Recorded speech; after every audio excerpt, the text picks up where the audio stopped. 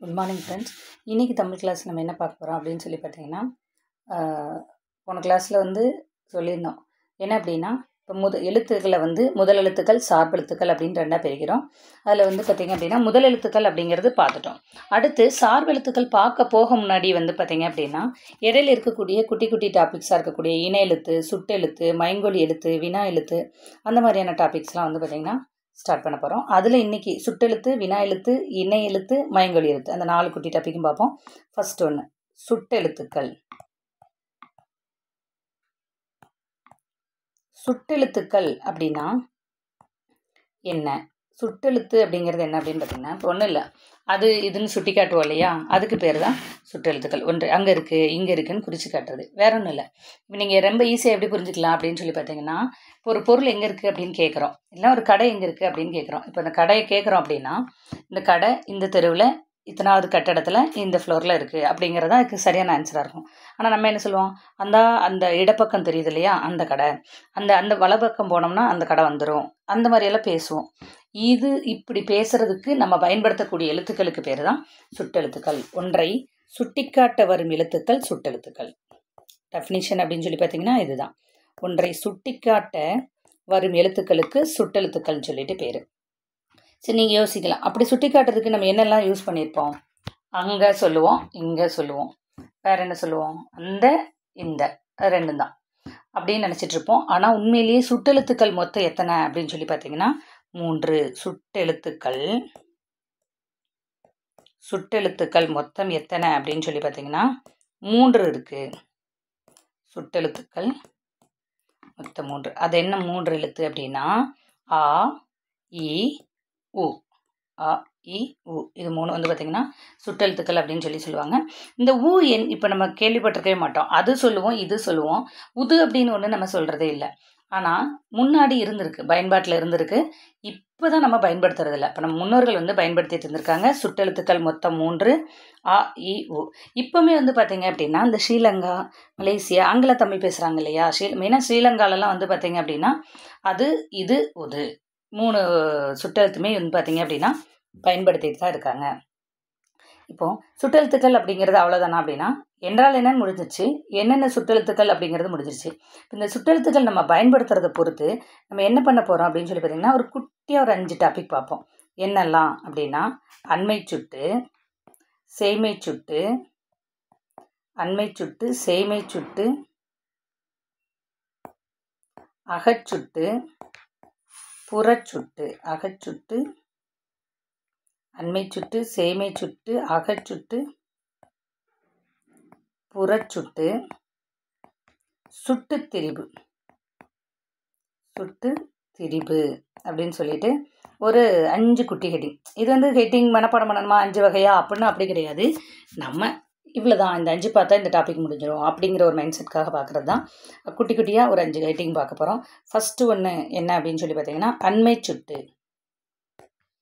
இதெல்லாம் இதுக்கு உள்ளே வரக்கூடிய சப்ஹெட்டிங்ஸ் மாதிரி. அண்மை சுட்டு. அண்மைன்னா என்ன? நல்லா யோசிச்சு பாருங்கள். அண்மை அப்படின்னா இப்போ தான் நியூஸில் கேள்விப்பட்டிருப்பீங்க, அண்மையில் நடைபெற்ற நிகழ்வு அப்படின்னு சொல்லி சொல்லுவாங்க. இப்போ என்ன அர்த்தம்? இப்போ ரீசெண்டாக, பக்கத்தில், அருகில், அந்த மாதிரி ஒரு மீனிங். என்னென்னா அருகில் உள்ளவற்றை சுட்டிக்காட்ட பயன்படுத்துவதற்கு பேர் அண்மை சொட்டு. அப்போ அதுக்கு அப்படியே ஆப்போசிட்டாக வரக்கூடியது சேய்மை சொட்டு. தொலைவில் உள்ளவற்றை சுட்டி காட்டுவது சேய்மை சொட்டு. இப்போ அண்மையில் அப்படிங்கிறதுக்கு அருகில் உள்ளவற்றை, அருகில் உள்ளவற்றை சுட்டி காட்டுவது அண்மை சொட்டு. அருகில் உள்ளவற்றை, இந்த அருகில் அப்படிங்கிறதோட ப்ராக்கெட்டில் வேணால் நீங்கள் அண்மையில் அப்படிங்கிறத நோட் பண்ணி வச்சுக்கோங்க. ஏன்னா ஒவ்வொரு டைம் நீங்கள் ரீகால் பண்ணும்போது உங்களுக்கு அது கண்ணில் பார்த்துட்டே இருக்கணும், அப்படின்னா தான் கரெக்டாக இருக்கும். அருகில் உள்ளவற்றை சுட்டி காட்டுவது அண்மை சொட்டு. இப்போ அருகில் உள்ளவற்றை சுட்டி காட்டுறதுக்கு நம்ம என்ன எழுத்து யூஸ் பண்ணுவோம்? இது, இங்கே தான், இப்போ தான், இன்னைக்கு தான் அப்படிங்கிற மாதிரி சொல்லுவோம் இல்லையா. அப்போ அதற்குரிய எழுத்து இந்த 3ல் அதற்குரிய எழுத்து என்ன அப்படின்னு சொல்லி பார்த்தீங்கன்னா இ. அண்மை சுட்டுக்கான எழுத்து என்ன அப்படின்னு பார்த்தீங்கன்னா இ. எடுத்துக்காட்டு இவ்வளோதான். அண்மை சுட்டுங்கிறது முடிஞ்சிடும். இது எல்லா ஹெட்டிங்லையும் இப்படி தான் ஒரு 2 பாயிண்ட் 3 பாயிண்ட் அந்த மாதிரி படிப்போம். நல்லா பாருங்கள். இது, இங்கு. இப்போ ஒரு பையனை சொல்கிறோம், இவன், அவனா இவனா அப்படின்னு கேட்கும்போது இவன். இந்த மாதிரி சொல்கிறதெல்லாம் பார்த்திங்கன்னா இவ்வீடு, இம்மலை, இந்த மாதிரி நிறைய யூஸ் பண்ணுவோம் இல்லையா. அந்த வீடு, இந்த வீடு சொல்கிற மாதிரி அவ்வீடு இவ்வீடுன்னு சொல்கிற மாதிரி இவ்வீடு அப்படிங்கிறது அண்மை சுட்டு. இப்போ நீங்கள் சேமை சுட்டு அப்படிங்கும்போது பெருசாக எஃபர்ட் போட தேவையிருக்காது. இதுக்கு அப்படியே நேர் ஆப்போசிட்டாக வரக்கூடியது சேமை சுட்டு. தொலைவில் உள்ளவற்றை சுட்டி காட்டுவது சேமை சுட்டு. சேமை சுட்டு.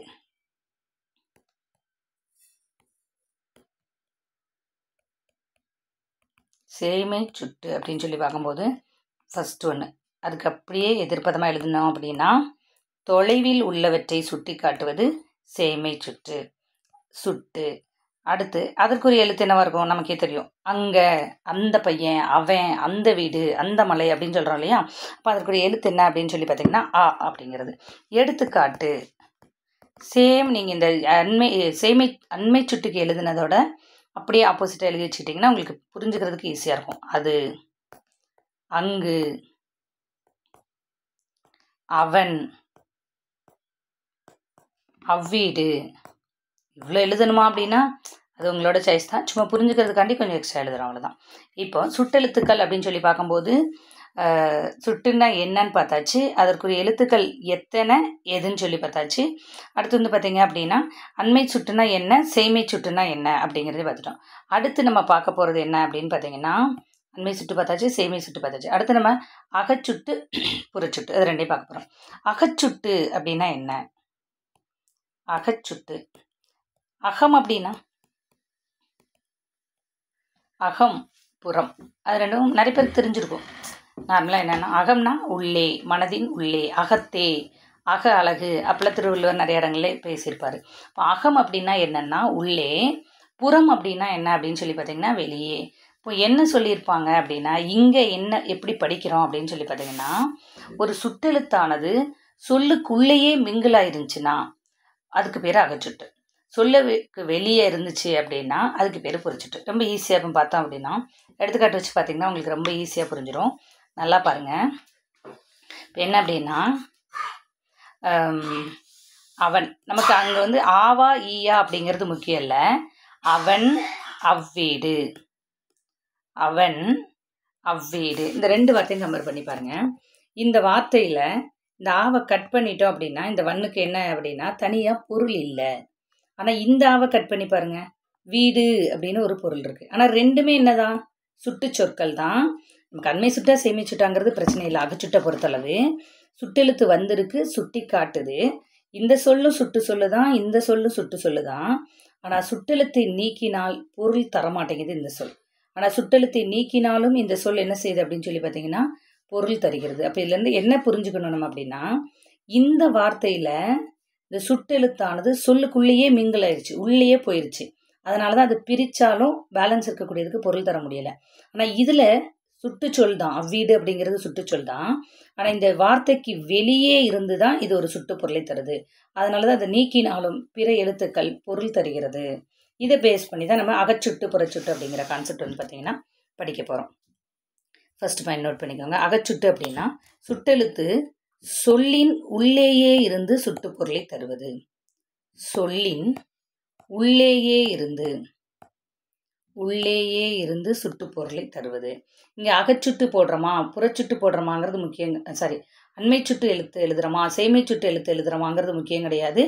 சுட்டெழுத்து சொல்லுக்குள்ளேயே மிங்கிளாயிருக்கா, வெளியே நின்று பொருள் தருதா, அதாவது பிரித்தா பொருள் தருதா, பேலன்ஸ் இருக்கக்கூடிய எழுத்துக்கள். அந்த எழுத்தை பிரிச்சிட்டோம் அப்படின்னா பேலன்ஸ் இருக்கக்கூடிய எழுத்துக்கள் பொருள் தருதா தரலையா அப்படிங்கிறத வச்சு தான் நம்ம பார்க்க போகிறோம்.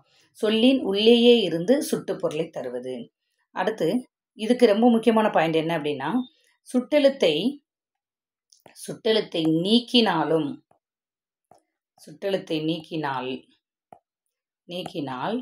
பிற எழுத்துக்கள் பொருள் தராது. அதான் ரொம்ப முக்கியமானது. சுட்டெழுத்தை நீக்கினால் பிற எழுத்துக்கள் பொருள் தராது. சுட்டெழுத்தை நீக்கினால் பிற எழுத்துக்கள் பொருள் தராது. ரொம்ப முக்கியமான ஒரு ஒன்வேர்டு. இப்போ எடுத்துக்காட்டு அப்படின்னு சொல்லி பார்த்தீங்கன்னா இப்போ அது, இவன், இங்கு, இங்கோ அங்கோ ஏதோ ஒன்று யூஸ் பண்ணிக்கோங்க. ஆனால் நமக்கு இங்கே வார்த்தை தான் சுட்டெழுத்து உள்ளே இருக்கா வெளியே இருந்து பொருள் தருதா அப்படிங்கிறது தான் நமக்கு ரொம்ப முக்கியமானது. அது, இவன், அங்கு, எது, இந்த மாதிரியான சொற்கள் வந்து பார்த்திங்கன்னா அகச்சுட்டு அப்படிங்கிறத சொல்லியிருப்பாங்க. சரி, அகச்சுட்டு அப்படிங்கிறது பார்த்திங்கன்னா இவ்வளோ தான். சொல்லின் உள்ளேயே இருந்து சுட்டுப்பொருளை தரும், சுட்டெழுத்தை நீக்கினால் பிற எழுத்துக்கள் பொருள் தராது அப்படிங்கிறது தான் நமக்கு ரொம்ப முக்கியமான ஒரு ஒன்வேர்டாக இருக்கும். அடுத்து வந்து பார்த்திங்க அப்படின்னா அகச்சுட்டு முடிஞ்சிச்சு. அடுத்து புறச்சுட்டு. அகச்சுட்டுக்கு அப்புறம் புறச்சுட்டு. புறச்சுட்டு அப்படின்னு சொல்லி பார்த்தோம்னா எப்படி அண்மை சுட்டு சேமை சுட்டும் உல்டாவாக படிச்சிங்களோ அதே போல் இந்த அகச்சுட்டும் புறச்சுட்டும் உல்டாவாக படிக்க போகிறோம். என்ன அப்படின்னு பார்த்தீங்கன்னா சுட்டெழுத்து சொல்லின் வெளியே இருந்து சுட்டுப்பொருளை தருவது. சுட்டெழுத்து சொல்லின் வெளியே இருந்து சுட்டுப்பொருளை தருவது. இப்போ என்ன அர்த்தம்? சுட்டெழுத்தை நீக்கினாலும் பிற எழுத்துக்கள் பொருள் தரும். நீக்கினாலும் பிற எழுத்துக்கள் பொருள் தரும். பிற எழுத்துக்கள் ஷார்ட்டாக எழுதுகிறேன், நீங்கள் ஃபுல்லாக கவனிச்சுட்டு ஃபுல்லாக எழுதிக்கோங்க. பிற எழுத்துக்கள் நமக்கு முக்கியமானது எதோ அதுதான், பொருள் தரும். அது மட்டும் மெயினாக எழுதுனா போதும். பொருள் தரும் அப்படிங்கிறது ரொம்ப முக்கியமான ஒரு பாயிண்டாக இருக்கும். இப்போ இதுக்கு எடுத்துக்காட்டு இவ்வீடு. திரும்பவும் சொல்கிறேன், அண்மை சுட்டு யூஸ் பண்ணுறோமா சேமை சுட்டு யூஸ் பண்ணுறோமாங்கிறது இங்கே ஹெட்டிங் கிடையாது. அதுக்கு தனியாக படிச்சிட்டோம். அது அண்மை சுட்டாக இருந்தாலும் சரி சேமை சுட்டாக இருந்தாலும் சரி அந்த வார்த்தையில் சுட்டெழுத்து ஒன்றா மிங்கிளாக இருக்கா, பிரித்தா பொருள் தராத அளவுக்கு உள்ளேயே போயிருச்சா, இல்லை பிரித்தாலும் பொருள் தர்ற மாதிரி புறத்தே இருந்து பொருள் தருதா, சுட்டுப்பொருளை தருதா அப்படிங்கிறத வச்சு தான் இந்த அகச்சுட்டு புறச்சுட்டு அப்படிங்கிறது பார்க்குறோம். இவ்வீடு, அம்மலை, அப்பையன், இப்புத்தகம் சொல்கிறோமா? இதில் எல்லாமே பாருங்கள் ஆவோ ஈவோ அதை கட் பண்ணோம் அப்படின்னாலுமே நமக்கு என்ன கிடைக்கும் அப்படின்னா வீடு, மலை, பையன் அப்படிங்கிற அந்த மீனிங்ஃபுல்லான ஒரு வார்த்தை இருக்கும். இதுக்கு பேர் தான் புறச்சுட்டு. இப்போ 5 ஹெட்டிங் சொல்லியிருந்தோம் இல்லையா, குட்டி குட்டியாக 5 ஹெட்டிங் சொன்னோம். அது திரும்ப சொல்கிறேன், அந்த 5 வகைப்படும் 5 ஹெட்டிங் அப்படிலாம் கிடையாது. நீங்கள் ஒரு ஞாபகமாக இந்த சுட்டெழுத்துன்னு எடுத்துட்டோம் அப்படின்னா இந்த 5 ஹெட்டிங் படித்தோன்னா சுட்டெழுத்து முடிஞ்சிருச்சு. அந்த கான்செப்டில் நீங்கள் படிக்கிறதுக்காண்டி அதை ஞாபகம் வச்சுக்கோங்க. இப்போ அண்மை சுட்டு முடிஞ்சிருச்சு, சேமை சுட்டு முடிஞ்சிருச்சு, அகச்சுட்டு முடிஞ்சிருச்சு, புறச்சுட்டு முடிஞ்சிருச்சு. அடுத்து ரொம்ப முக்கியமான ஒரு டாபிக் என்ன அப்படின்னா சுட்டுத்திரிபு.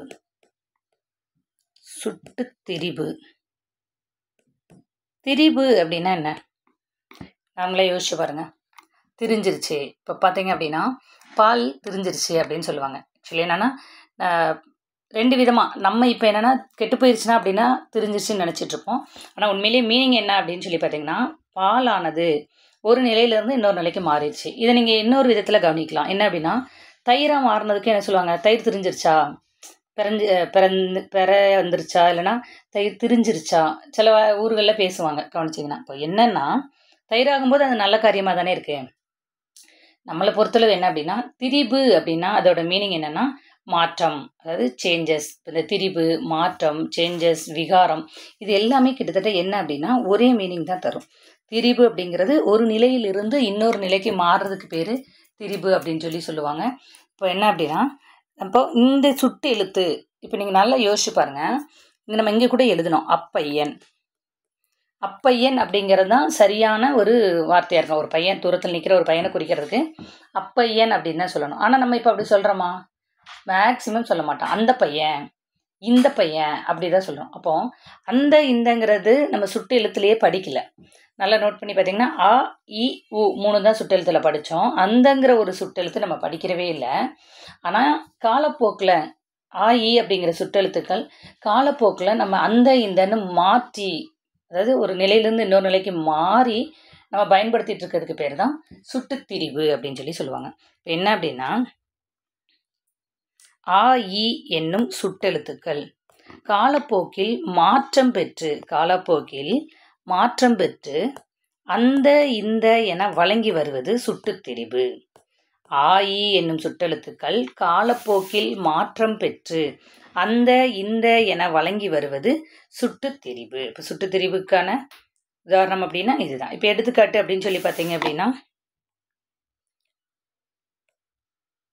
அந்த வீடு, இந்த பையன், இல்லை இந்த புத்தகம். இந்த மாதிரிலாம் சொல்கிறோம் இல்லையா, இதுக்கு பேர் தான் இந்தன்னு வர்றதுக்கு பேர் தான் சுட்டுத்திரிபு அப்படின்னு சொல்லி கொடுத்துருப்பாங்க.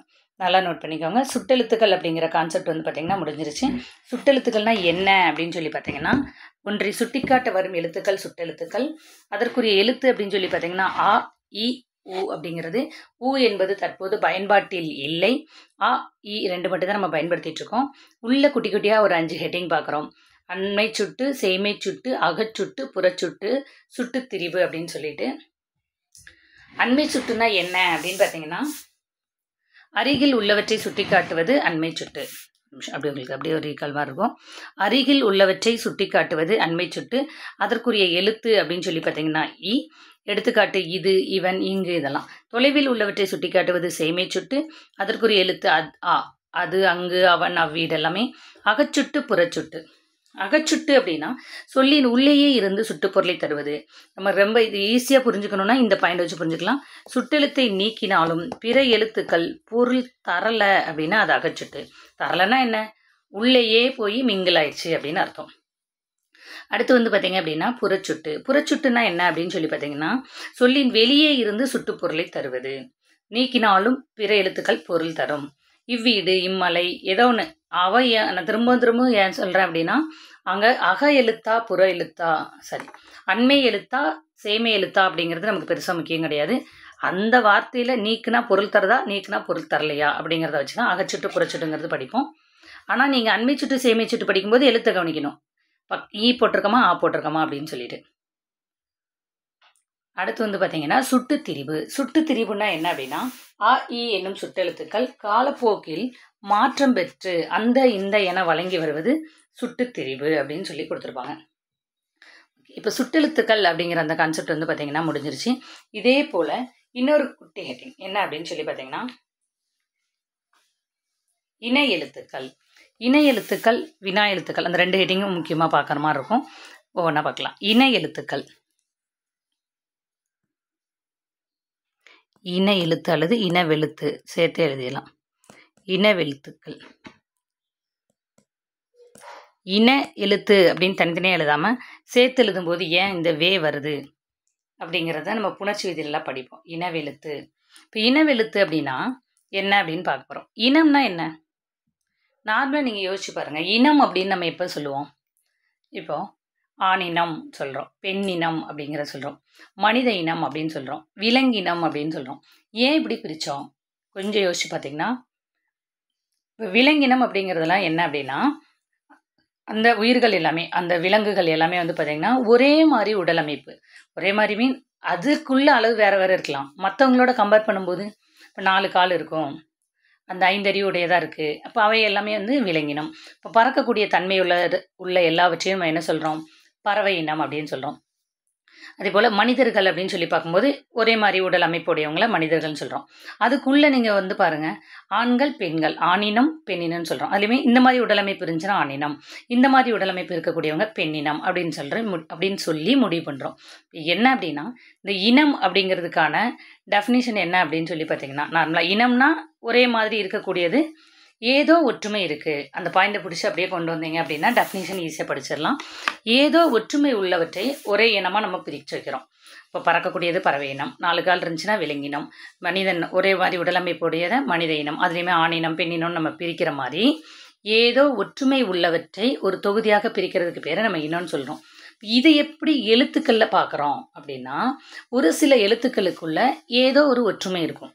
இங்கே நம்ம பார்க்குற அடிப்படையில் அப்படி என்ன ஒற்றுமை உள்ள எழுத்துக்களை இணை எழுத்துக்கள்னு வச்சுருக்காங்க அப்படின்னு பார்த்தீங்கன்னா, பிறக்கக்கூடிய இடத்தாலேயோ அல்லது ஒலிக்கக்கூடிய முயற்சியாலேயோ, இப்போ சில எழுத்துக்கள் வந்து பார்த்திங்கன்னா ஒன்று கழுத்திலே பிறக்கிற மாதிரி இருக்கும், அந்த மாதிரி எழுத்துக்கள் எல்லாத்தையும் சேர்த்து வச்சுருப்பாங்க. இல்லை அப்படின்னா ஒலிக்கும்போது ஒரே மாதிரி முயற்சி பண்ணுவோம். ஒன்றும் இல்லை, ரொம்ப ஈஸியாக நீங்கள் அண்டர்ஸ்டாண்ட் பண்ணிக்கலாம். பாருங்கள், இப்பு இம் 2 எழுத்தையும் சொல்கிறோம். இப்பு சொல்லும்போதும் ஒரே மாதிரி தான் ட்ரை பண்ணுவோம், இம்மு சொல்லும்போதும் ஒரே மாதிரி முயற்சி தான் பண்ணுறோம். ஏன்னா உதடு 2ஐயும் கொண்டு வந்து குமிக்கிறோம். இப்போ இந்த 2 எழுத்துக்களும் இணை எழுத்துக்கள் அப்படின்னு சொல்லி சொல்லுவாங்க. இது மாதிரி என்னென்ன இணை எழுத்துக்கள் இருக்குது, தமிழ் மொழியிலே இணை எழுத்து இல்லாத எழுத்து என்ன, இதுக்கான எடுத்துக்காட்டெல்லாம் பார்த்தோம் அப்படின்னா இந்த டாபிக் முடிஞ்சிடும். First definition. இணை எழுத்துக்கள் அப்படின்னா என்னென்னா, இப்போ தான் சொன்னோம், ஏதோ ஒற்றுமை உள்ள எழுத்துக்கள் இணை எழுத்துக்கள். இங்கே இந்த என்ன மாதிரி தெளிவாக எழுத போகிறோம் அப்படின்னா, டெஃபினேஷன் 6th ஸ்டாண்டர்ட் புக்லேயே இருக்கும், நல்லா நோட் பண்ணிக்கோங்க. ஏன்னா போக போக இந்த கொஷின் எப்படி டஃப் பண்ணுவாங்கன்னே தெரியாது. அப்போ டெஃபினிஷனை கொடுத்து கூட உங்களுக்கு கொஷின் கேட்கலாம். நீங்கள் கொஞ்சம் புரிஞ்சு படிச்சிங்கன்னா ஈஸியாக முடிஞ்சிடும். இனவெழுத்துக்கள். பிறக்கும் இடம், பிறக்கும் இடம், ஒலிக்கும் முயற்சி. ஒன்று பிறக்கக்கூடிய இடத்தால் இருக்கலாம், இல்லைன்னா சொல்ல அந்த ட்ரை பண்ணுறோம் இல்லையா, இப்பு சொல்லுங்கள், இம்மு சொல்லுங்கள், நம்ம ட்ரை பண்ணுறோம் இல்லையா, அதில் ஒலிக்கும் முயற்சி, பிறக்கும் இடம், ஒலிக்கும் முயற்சி ஆகியவற்றுள் ஒற்றுமை உள்ள எழுத்துக்கள் இணை எழுத்துக்கள். பிறக்கும் இடம், ஒலிக்கும் முயற்சி ஆகியவற்றில் ஒற்றுமை உள்ள எழுத்துக்கள் இணை எழுத்துக்கள் எனப்படுகிறது. டெஃபினிஷன் நோட் பண்ணிக்கோங்க. அப்படி என்னென்ன இணை எழுத்துக்கள் இருக்குது அப்படின்னு சொல்லி பார்த்தீங்கன்னா, நல்லா கவனிச்சிங்கன்னா, எப்படி இந்த சுட்டெழுத்தில் வந்து ஒரு 5 பாயிண்ட் படித்தோமோ அதே போல் இந்த இணை எழுத்துக்களில் 4 பாயிண்ட் தான் படிக்க போகிறோம். மொத்தமே 4 பாயிண்ட் தான் படிக்க போகிறோம். ஃபஸ்ட்டு ஒன்று, இந்த டெஃபினேஷன் இல்லாமல் 4 பாயிண்ட். ஃபஸ்ட்டு ஒன்று என்ன அப்படின்னு சொல்லி பார்த்தீங்கன்னா, வல்லினமும் மெல்லினமும் இணை எழுத்துக்கள். நல்லா நோட் பண்ணிக்கோங்க. வல்லினமும் மெல்லினமும் இணை எழுத்துக்கள். வல்லினமும் மெல்லினமும் இணை எழுத்துக்கள். இதை எப்படி நம்ம ஈஸியாக புரிஞ்சுக்கலாம் அப்படின்னு சொல்லி பார்த்தீங்கன்னா, நீங்கள் நல்லா கவனிச்சிங்கன்னா தெரியும். இப்போ பாருங்கள், வல்லின எழுத்துக்கள் என்னலாம்? கசட, தபர. வல்லினமும் மெல்லினமும் இணை எழுத்துக்கள்.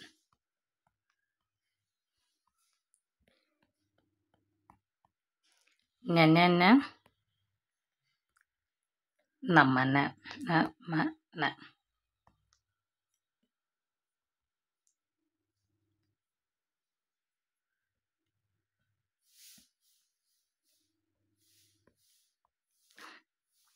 வல்லினமும் மெல்லினமும் இணை எழுத்துக்கள் அப்படிங்கிறது ஒரு பாயிண்ட். நமக்கு தெரிஞ்சு இந்த பக்கம் ஃபுல்லாக வல்லினம், இந்த பக்கம் ஃபுல்லாக மெல்லினம். இந்தந்த எழுத்துக்கள் தான் இதுக்கு இணை எழுத்துக்களாக வரும். இது எப்படி நம்ம ஈஸியாக புரிஞ்சுக்கலாம் அப்படின்னு சொல்லி பார்த்தீங்கன்னா, இப்போ எடுத்துக்காட்டு பாருங்கள். எடுத்துக்காட்டு பார்க்கும்போது நீங்கள் நல்லா நோட் பண்ணி பாருங்கள். சங்கு எழுதுவோம். சங்கில் நல்லா பாருங்கள், இங்குக்கு பக்கத்தில் காவரிசை எழுத்து தான் இருக்கும். பெரும்பாலான இடங்களை நோட் பண்ணலாம். எல்லா வார்த்தையும் இப்படி தான் இருக்கணும்னு இல்லை, மேக்ஸிமம் இந்த மாதிரி தான் வந்து பார்த்திங்கன்னா இருக்கும். சங்கு, இங்கு பாருங்கள், சிங்கம், சங்கு, சிங்கம், மாங்காய், சங்கு, சிங்கம், மாங்காய். வேற இன்னும் நிறைய இருக்கும். சங்கு, சிங்கம், மாங்காய், குரங்கு, குரங்கு, சங்கு, சிங்கம், மாங்காய், குரங்கு, பங்கு, அங்கு. இந்த எல்லா இடத்துங்களையும் பாருங்கள், இங்குக்கு அப்புறம் மேக்ஸிமம் நமக்கு என்ன வரும் அப்படின்னு சொல்லி பார்த்தீங்கன்னா, காவரிசை எழுத்துக்கள் தான் வரும். இந்த மாதிரி வர்றதுக்கு பேர் தான் இணை எழுத்துக்கள் அப்படின்னு சொல்லி சொல்கிறாங்க. கூடவே வர்றதுனால இந்த டாபிக் இணை எழுத்துக்கள் அல்லது 6th ஸ்டாண்டர்டில் இணை எழுத்துன்னு கொடுத்துருப்பாங்க. 11th ஸ்டாண்டர்டில் போய் பார்த்தீங்க அப்படின்னா நட்பு எழுத்துக்கள் அப்படின்னு சொல்லி பேர் வச்சுருப்பாங்க. நட்பு எழுத்துக்கள், இணை எழுத்துக்கள் அல்லது நட்பு எழுத்துக்கள். அடுத்து இதே போல் நீங்கள் ஒவ்வொரு எடுத்துக்காட்டு எழுதுனீங்க அப்படின்னா சைடில் கீழேயோ இல்லை சைட்லேயே நோட் பண்ணி வச்சுக்கோங்க. இது ஃபஸ்ட் ஒன்றுக்கு. அதே போல் இச்சி, இஞ்சுக்கு பாருங்கள், ஒன்று எழுதுனா கூட போதும் தான், இருந்தாலும் நீங்கள் புரிஞ்சுக்கிறதுக்காண்டி கூட 2 எழுதி வச்சுக்கோங்க. பஞ்சு, மஞ்சள், ஊஞ்சல். பஞ்சு, மஞ்சள், ஊஞ்சல், அஞ்சலகம் எழுதுகிறோமா, அஞ்சலகம். இது எல்லாமே வந்து பார்த்திங்க அப்படின்னா இஞ்சுக்கு அப்புறம் வந்து பார்த்திங்கன்னா சாவரிசை எழுத்துக்கள் தான் இருக்கும். இந்த மாதிரி எழுதுறதுக்கு பேர் தான் இணை எழுத்துக்கள் அப்படின்னு சொல்கிறோம். இப்போ இட்டுக்கும் இன்னுக்கும் நல்லா பாருங்கள். வண்டு, பண்டம், வண்டி, மண்டபம் சொல்லுவோமா, சரி, மண்டபம், மண்டபம். ஓகேவா? அடுத்து இதே போல் பாருங்கள். இட்டு இந்து முடிஞ்சா இத்து இந்து. இத்து இந்துக்கு நீங்கள் பார்த்தீங்கன்னா பந்து, சந்தனம். வேறு என்ன எழுதலாம்? பந்து, சந்தனம், தந்தம். நிறைய எடுத்துக்காட்டு கொடுத்துருப்பாங்க. புக்கில் 1 2 கொடுத்துருப்பாங்க, ஆனால் நமக்கு பார்த்தோன்னா நிறைய இருக்கும். இப்பு இம்மு. இப்பு இம்முக்கு வந்து பார்த்தீங்க அப்படின்னா உங்களுக்கு அம்பு, அம்பு, கம்பர், பம்பரம், பம்பரம். பார்த்தீங்கன்னா இம்முக்கு அப்புறம் மெல்லின எழுத்துக்கு அப்புறம் நமக்கு வல்லின எழுத்து தான் வரும். வல்லின எழுத்து வரும் ஓகே, ஆனால் இந்த வல்லின எழுத்து தான் வரும் அப்படிங்கிறது தான் நம்ம இணை எழுத்துக்கள்னு பார்க்க போகிறோம். இற்று இன்னு. இற்று இன்னுக்கு என்ன அப்படின்னு பார்த்தீங்கன்னா கன்று, தென்றல், மன்றம் சொல்லலாமா? மன்றம் இப்படி போயிட்டே இருக்கும். வார்த்தைகள் நிறையா இருக்கும். நம்ம ஒரு ரெண்டு மூணு எக்ஸாம்பிள்ஸ் பார்த்துருக்கோம். நல்லா பாருங்கள். இணை எழுத்துக்கள் அப்படின்னு சொல்லி இனவெழுத்துக்கள் அப்படின்னு சொல்லி பார்க்கும்போது பிறக்கும் இடம், ஒலிக்கும் முயற்சி ஆகியவற்றுள் ஒற்றுமை உள்ள எழுத்துக்கள் இணை எழுத்துக்கள் அப்படின்னு சொல்லி சொல்கிறாங்க. பிறக்கும் இடம், ஒலிக்கும் முயற்சி ஆகியவற்றுள் ஒற்றுமை உள்ளவை இணை எழுத்துக்கள். பாயிண்ட் கவனிச்சு எழுதிக்கோங்க. அப்புறம் வந்து பார்த்திங்கன்னா ஃபஸ்ட்டு நம்ம ஒரு 3 பாயிண்ட் படிக்கிறோன்னு சொன்னோம். ஃபஸ்ட்டு பாயிண்ட் வல்லினமும் மெல்லினமும் இணை எழுத்துக்கள் அப்படிங்கிறது ரொம்ப முக்கியமான ஒரு பாயிண்ட்டாக படித்தோம். அதுக்கான எடுத்துக்காட்டு பார்த்தோம். அடுத்த பாயிண்ட் என்ன அப்படின்னு சொல்லி பார்த்தீங்கன்னா, இப்போ வல்லினம் மெல்லினம் முடிஞ்சிருச்சு. நீங்கள் நல்லா யோசிச்சு பாருங்கள். சங்கு, சிங்கம், பங்கு அந்த மாதிரி சொன்ன மாதிரி இடைநிலை எழுத்துக்கள் வர மாதிரி ஒரு சில எக்ஸாம்பிள் சொல்லி பாருங்களேன். பார்த்தீங்கன்னா கொய்யா, செவ்வாழை சொல்லமா, பள்ளி, எல்லா இடத்துலையுமே சொல்லி பாருங்கள். ஒரு இடைநிலை எழுத்துக்கு அப்புறம் இன்னொரு இடைநிலை எழுத்து தான் வரும். நல்லா பாருங்கள். இல்லுக்கு அப்புறம் லீ, ஈக்கு அப்புறம் யா, இவுக்கு அப்புறம் வா. என்ன சொல்ல வந்திருப்பாங்க அப்படின்னு சொல்லி பார்த்தீங்கன்னா, இடையின எழுத்துக்களுக்கு அந்தந்த எழுத்துக்களே இணை எழுத்துக்கள். இடையின எழுத்துக்களுக்கு வல்லினமும் மெல்லினமும் இணை எழுத்துக்கள், இல்லைனா வல்லினத்துக்கு மெல்லின எழுத்துக்கள் இணை எழுத்துக்கள்னு சொன்ன மாதிரி இடையின எழுத்துக்களுக்கு அந்தந்த எழுத்துக்களே இணை எழுத்துக்கள். இடையின எழுத்துக்களுக்கு அந்தந்த எழுத்துக்களே இணை எழுத்துக்கள் அப்படிங்கிறது தான் முக்கியமானங்க பாயிண்ட். இது ஸ்கூல் புக்கில் என்ன மாதிரி சென்டென்ஸாக ஃப்ரேம் பண்ணியிருப்பாங்க அப்படின்னு சொல்லி பார்த்தீங்கன்னா, அந்தந்த எழுத்துக்கள் அப்படின்னு கொடுக்காம இடையின எழுத்துக்கள் ஆறும் ஒரே இனம், இடையின எழுத்துக்கள் ஆறும் ஒரே இனம் அப்படிங்கிற வார்த்தையில் யூஸ் பண்ணியிருப்பாங்க. இடையின எழுத்துக்கள் ஆறும் ஒரே இனம். இதுக்கு எடுத்துக்காட்டு அப்படின்னு சொல்லி பார்த்தீங்கன்னா, கொய்யா இங்கே இருக்கிறதான் எழுதுவோம். கொய்யா, செவ்வாழை,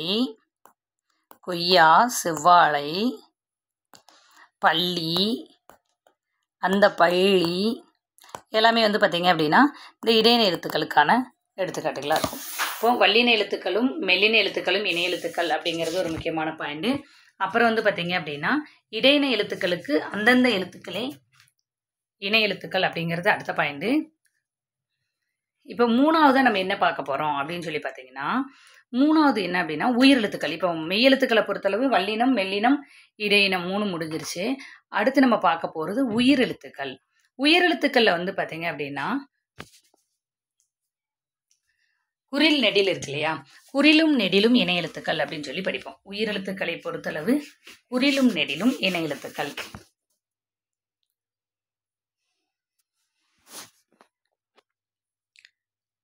மூணாவது பயன் உயிரெழுத்துக்களில் உயிரில் நெடிலுக்கு குறில் அப்படிங்கிற மாதிரி படிப்போம். நெடிலும் குறிலும் இணை எழுத்துக்கள். உயிரெழுத்துக்களில் நெடிலும் குறிலும் இணை எழுத்துக்கள். இது ஒரு பாயிண்ட். இப்போ வல்லினம், மெல்லினம், இடையினம் அப்படின்னு சொல்லி பார்க்கும்போது அந்தந்த எழுத்துக்களே அப்படிங்கிறது ரொம்ப முக்கியமான ஒரு ஒன்றா இருக்கும். அடுத்து வந்து பார்த்திங்க அப்படின்னா உயிரெழுத்துக்களை பொறுத்தளவு நெடிலும் குறிலும் இணை எழுத்துக்கள். இங்கே தான் நமக்கு ஒரு முக்கியமான ஒன்வேர்டு வரும். என்ன அப்படின்னு சொல்லி பார்த்திங்கன்னா, இப்போ நெடில் எழுத்துக்கள் ஃபுல்லாக எழுதிடலாம். ஆ, இ, உ, ஏ, ஐ, ஓ, ஔ 7 நெடில் எழுத்துக்கள் எழுதுகிறோமா. இப்போது இதற்கு இனமான குறில் எழுத்துக்கள் எழுதணும். ஆ அப்படின்னு சொல்லி பார்க்கும்போது டக்குன்னு முடிஞ்சிடும். ஈ அப்படின்னு சொல்லி பார்க்கும்போது இ, ஊக்கு வந்து உ, ஏக்கு வந்து ஏ. பாருங்கள், ஓக்கு வந்து ஓ போட்டுருவோம். இந்த 2 எழுத்து இருக்கே, நமக்கு 7 நெடில் இருக்குது, 5 தான் குறியில் இருக்குது. இப்போ இந்த 2 நெடிலுக்கும் என்ன குறில் வரும் அப்படிங்கிறது தான் நமக்கு இங்கே முக்கியமான ஒன்வேர்டாக இருக்கும். ஐக்கான இணை எழுத்து வந்து பார்த்திங்கன்னா இ, ஐக்குரிய இணை எழுத்து இ. அவ்வுக்கு வந்து பார்த்திங்க அப்படின்னா ஊ அப்படிங்கிறத நோட் பண்ணி வச்சுக்கோங்க. ஐக்கு இ, அவ்வுக்கு ஊ. நீங்கள் கஷ்டப்பட வேணாம், ஈஸியாக புரிஞ்சுக்கலாம். மனப்பாடம் பண்ணாதீங்க. எப்படி படிச்சுக்கிறீங்க அப்படின்னா ஐ அப்படி அந்த எழுத்து முடிக்கும் போதே பாருங்கள் ஈ சவுண்டில் தான் முடியும். ஐ, அவு, ஐ அவ் ஊ அது ரெண்டையும் நோட் பண்ணி வச்சுக்கோங்க. ஏன் இதெல்லாம் நம்ம இப்போ இடையில படிக்கிறோம் அப்படின்னா, அளபடையில் படிப்போம். அளபடையில் வந்து ஒரு ஐ வரிசை எழுத்து அளபெடுத்துச்சு அப்படின்னா பின்னாடி ஈ தான் எழுதுவாங்க. ஒரு வரிசை எழுத்து அளபெடுக்குது அப்படின்னா பின்னாடி வந்து பார்த்திங்கன்னா ஊ தான் எழுதுவாங்க. அதனால தான் இந்த டாப்பிக்லாம் முடிச்சுட்டு நம்ம சார்பெழுத்துக்களுக்குள்ளே போகிறது. ஓகேவா? இப்போ உயிரெழுத்துக்களில் இணை எழுத்து அப்படிங்கிறது முடிஞ்சிருச்சு. குறில் வல்லினமும் மெல்லினமும் முடிஞ்சிருச்சு, இடையினம் முடிஞ்சிருச்சு, உயிரெழுத்துக்களில் குறிலும் நெடிலும் அப்படிங்கிறது முடிஞ்சிச்சு. அங்கே ரெண்டுக்கும் நம்ம டக்கு டக்குன்னு எக்ஸாம்பிள் எழுதணும். இங்கே வந்து எடுத்துக்காட்டு எழுத போகிறோம் தான், பட் நமக்கு அவ்வளோ சீக்கிரமாக டக்குன்னு கிடைக்காது. ஏன் அப்படின்னு சொல்லி பார்த்தீங்கன்னா அதுக்கு ஒரு முக்கியமான காரணம் நோட் பண்ணி வச்சுக்கோங்க. இந்த உயிரெழுத்துக்களில் இணை எழுத்துக்கள் வர்றதை நம்ம பேச்சு வழக்கில் பெருசாக பயன்படுத்துறதில்ல. அப்போ எப்போ பயன்படுத்துகிறோம் அப்படின்னு பார்த்தீங்கன்னா அளபடையில் மட்டுமே பயன்படுத்துகிறோம். அளபடையில் நம்ம ரெகுலராக வீட்டில் பேசும்போது இப்போ சிங்கம் அப்படின்னு சொன்னோன்னே நம்ம டக்குன்னு எக்ஸாம்பிள் எழுதணும். இங்கு பக்கத்தில் கா வருது, ஊஞ்சல், அஞ்சலகம், மஞ்சள் அப்படின்னு சொல்லிட்டு டக்கு டக்குன்னு புரிஞ்சுக்கிறோம். இஞ்சிக்கு பக்கம் சா வருது, இங்கு வண்டு, இன்னுக்கு பக்கத்தில் டூ வருது அப்படிங்கிறதெல்லாம் நம்ம படிப்போம். ஆனால் இந்த உயிரெழுத்துக்களில் வர்றது மட்டும் அவ்வளோவா நமக்கு டக்குன்னு புரிஞ்சிக்க முடியாது. படிப்போம், எக்ஸாம் படிப்போம், பட் பேச்சு வழக்கில் அவ்வளோவா யூஸ் பண்ண மாட்டோம். என்ன காரணம் அப்படின்னா இந்த மாதிரியான சொற்கள் அளபடையில் மட்டும்தான் வருது. இப்போ அளபடை அப்படிங்கிறது புலவர்கள் செயல்கள்லையோ கவிதைகள்லையோ ஓசை நயத்திற்காக பயன்படுத்தியிருப்பாங்க. அதனால் இதுக்கான எடுத்துக்காட்டு நம்ம 1-2 ரேராக தான் பார்க்குற மாதிரி இருக்கும். அளபடையில் மட்டுமே வரும் அப்படிங்கிறத நோட் பண்ணிவிட்டு எடுத்துக்காட்டு நோட் பண்ணிக்கோங்க. இருக்குதான், இல்லைன்னு இல்லை, ரொம்ப ஃப்ளோவாக இருக்காது, அவ்வளோதான். பாருங்கள், கெடுப்பதுவும் திருக்குறள் இருக்கும். கெடுப்பதும் தூ உம், கெடுப்பதுவும், எடுப்பதுவும் து உம். இப்போ அடிச்சுக்கோங்க. அளபடை முடிக்கும்போது உங்களுக்கு ஈஸியாக புரிஞ்சிடும். அடுத்து படார், உலார், தொழார், அந்த மாதிரிலாம் வார்த்தை. உலார். அடுத்து வந்து பார்த்திங்கன்னா தளி தளி ஈ. நல்லா பாருங்கள், ஈக்கு அப்புறம் ஈ வந்திருக்கும். ஆக்கப்புறம் இதெல்லாமே அளபடை சொற்கள். ஊக்கு அப்புறம் ஊ வந்திருக்கு. இந்த ஊக்கு அப்புறம் வந்து பார்த்திங்கன்னா ஊ வருது. சரி, என்ன சொல்லியிருப்பாங்க அப்படின்னா அளபடையில் நெடிலும் குறிலும் இணை எழுத்துக்கள். அதில் நமக்கு ரொம்ப முக்கியமாக ஐக்கு ஈயும் அவ்வுக்கு ஊவும் வரும் அப்படிங்கிறது ரொம்ப முக்கியமான ஒன்வேர்டு. இந்த அளபடைக்கான எடுத்துக்காட்டு அப்படின்னு சொல்லி பார்த்திங்கன்னா இந்த எடுத்துக்காட்டில் நம்ம எழுதுகிறோம். 4 பாயிண்ட்னு சொல்லியிருந்தோம் இல்லையா? ஒன்று வல்லினம் மெல்லினம், இன்னொன்று இடையினம், இன்னொன்று குறில் நெடில். அடுத்த முக்கியமான எடுத்துக்காட்டு என்ன அப்படின்னு சொல்லி பார்த்தீங்கன்னா ரொம்ப முக்கியமானது, நோட் பண்ணிக்கோங்க. தமிழ் எழுத்துக்களிலேயே இணை எழுத்து இல்லாத ஒரே எழுத்து ஆயுத எழுத்து. இணை எழுத்து இல்லாத ஒரே எழுத்து. தமிழ் எழுத்துக்களில் இணை எழுத்து இல்லாத ஒரே எழுத்து ஆயுத எழுத்து. இல்லாத எழுத்து தமிழ் எழுத்து, அது ஒரு தனிப்பட்ட எழுத்து ஆயுதம். இது 4வது பாயிண்ட். அதையும் கேட்பாங்க திடீர்னு. நம்ம இருக்கிறதெல்லாம் படிச்சுட்டு இல்லாத எதுன்னு தெரிஞ்சுக்கணும். தமிழ் எழுத்துக்களில் இணை எழுத்து இல்லாத ஒரே எழுத்து அப்படின்னு சொல்லி பார்த்தீங்கன்னா அது ஆயுத எழுத்து. இப்போ இந்த இனவெழுத்துக்கள் அப்படிங்கிற டாப்பிக்கே வந்து பார்த்திங்கன்னா ஃபுல்லாக முடிஞ்சிருச்சு. இனம் அப்படிங்கிறது என்ன அப்படின்னா பிறக்கும் இடம், ஒலிக்கும் முயற்சி ஆகியவற்றுள் ஒற்றுமை உள்ள எழுத்துக்களுக்கு பேர் இணை எழுத்துக்கள் அப்படின்னு சொல்லுவாங்க. வல்லினமும் மெல்லினமும் இணை எழுத்துக்கள். அதுக்கான எடுத்துக்காட்டு கொடுத்துருந்தோம். அடுத்து வந்து பார்த்திங்கன்னா இடையின எழுத்துக்களுக்கு அந்தந்த எழுத்துக்களே இணை எழுத்துக்கள். அதுக்கு ஒரு சில எடுத்துக்காட்டு கொடுத்துருந்தோம். அடுத்து உயிரெழுத்துக்களை பொறுத்தளவு குறிலும் நெடிலும் இணை எழுத்துக்கள், அதுக்கும் கொடுத்துருக்கோம். அதில் ஐக்கு ஈ, அவ்வுக்கு வந்து பார்த்திங்கன்னா ஊ. அளபடையில் மட்டுமே அது வந்து பயன்படுத்தணும் அப்படிங்கிறத நோட் பண்ணி வச்சுக்கோங்க. அடுத்து இணை எழுத்து இல்லாத ஒரே எழுத்து, தமிழ் மொழியில் இணை எழுத்து இல்லாத ஒரே எழுத்து அப்படின்னு சொல்லி பார்த்திங்கன்னா அது ஆயுத எழுத்து அப்படிங்கிறது தெரிஞ்சு வச்சுக்கோங்க. அடுத்து முக்கியமான டாபிக் அப்படின்னு சொல்லி பார்த்திங்கன்னா இப்போ இணை எழுத்து சுட்டெழுத்து முடிச்சாச்சு. அடுத்து ரொம்ப ரொம்ப முக்கியமான ஒரு டாபிக் என்ன அப்படின்னு சொல்லி பார்த்தீங்கன்னா வினா எழுத்து. வினா எழுத்து ரொம்ப ரொம்ப முக்கியமானது. நல்லா பாருங்க, நம்ம சொன்னோம் அந்த அப்படிங்கிறது சொல்லியிருப்போம். அந்த சுட்டுத்திரிவுன்னு சொன்னோம். அது அப்படிங்கிறத சுட்டுத்திரிவுன்னு சொன்னோம்.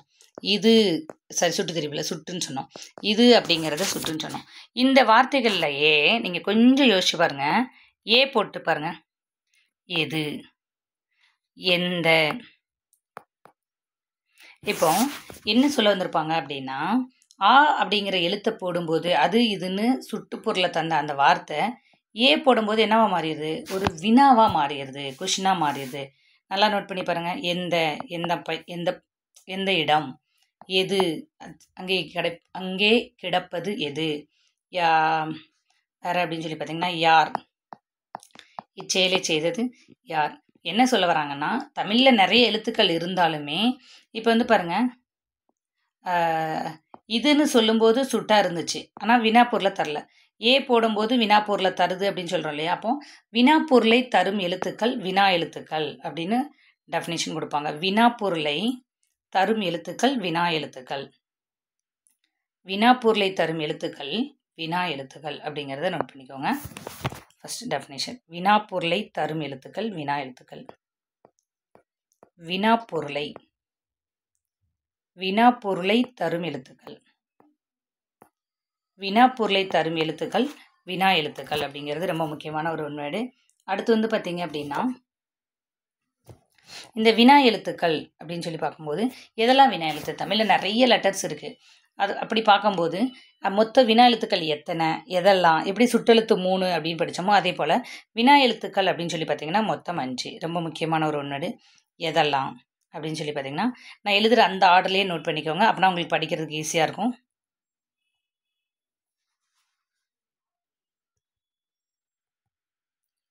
ஒரு நிமிஷம். ஏ வினா எழுத்து அப்படின்னு சொல்லி பார்க்கும்போது ஏ, யா, ஆ, ஓ.